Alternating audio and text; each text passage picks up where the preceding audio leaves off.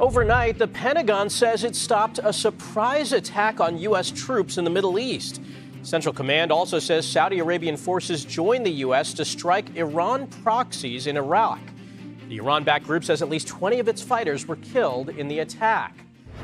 We're joined now by Charlie D'Agata, who's in Jordan with the latest on the war with Iran. Charlie, good morning. What do we know about these new strikes? Yeah, good morning, Michael. So 4 days of relative calm was shattered overnight with these two dramatic developments. That surprise attack aimed at U.S. forces here and new U.S. airstrikes in a joint operation with Saudi Arabia for the first time. Now, this might seem like, well, here we go again, but this is a serious escalation. Video shows the attacks on Iranian-backed militias in Iraq in direct retaliation for drone strikes aimed at Saudi Arabian oil facilities. An Iraqi paramilitary coalition says the strikes killed and wounded multiple people and caused damage to buildings and other property.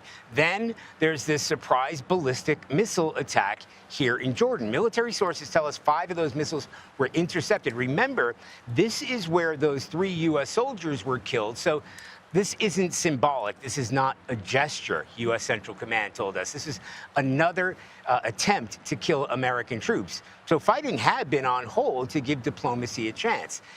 In the middle of all this volatility, President Trump met privately with Israeli Prime Minister Benjamin Netanyahu for the first time since the war began.